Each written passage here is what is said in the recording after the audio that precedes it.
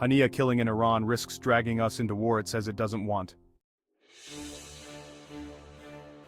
Speaking on Monday, 2 days after Israel blamed Lebanon's Hezbollah for the attack that killed 12 people in the occupied Golan Heights, White House official John Kirby reiterated U.S. support for Israel, but emphasized that Washington still wanted regional de-escalation.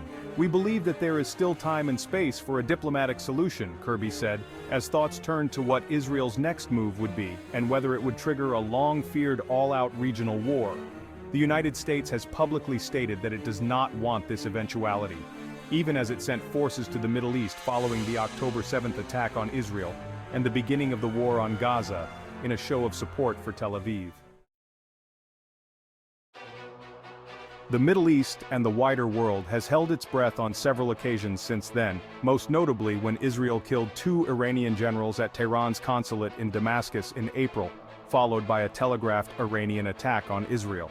At the time, reports indicated that the U.S. had worked to hold back Israel from escalating, and to also keep Israel from launching a full-scale attack on Hezbollah in Lebanon. Meanwhile, the U.S. has been one of the countries mediating a potential ceasefire between Israel and Hamas, although that looks to have encountered several stumbling blocks over the past few months.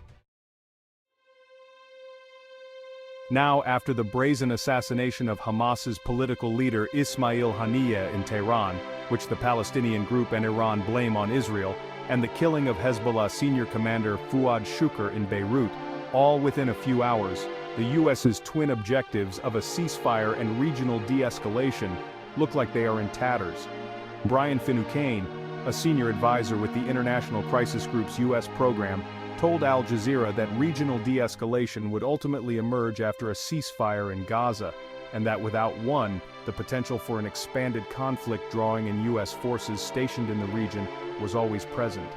If you want to avoid further escalation in the region, including an escalation that involves U.S. troops, you're going to need to secure a ceasefire in Gaza.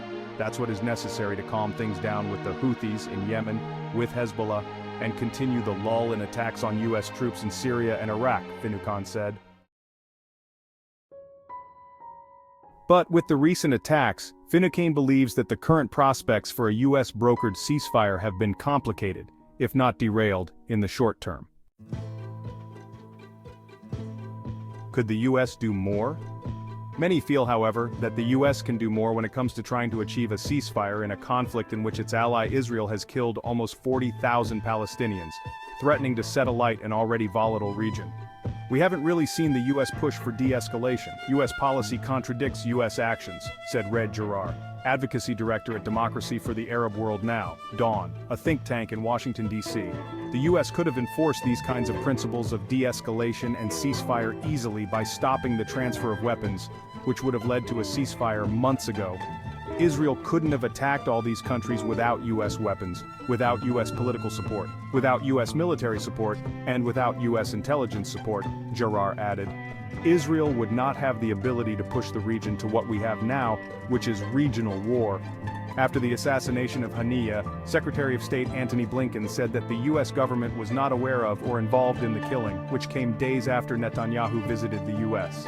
It's very hard to speculate, and I've learned over many years never to speculate on the impact one event may have on something else. So I can't tell you what this means, Blinken said when asked to give his assessment of what might come next. That may very well be true, said Trita Parsi, the executive vice president of the Quincy Institute, a U.S. foreign policy think tank.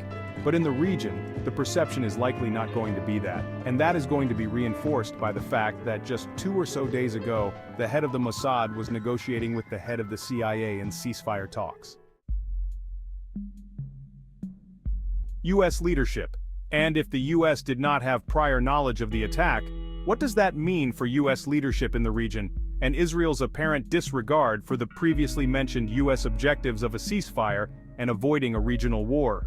It certainly doesn't suggest that Israel regards the U.S. as a leader in the region, or that Israel is taking its lead from the United States, said Finucane.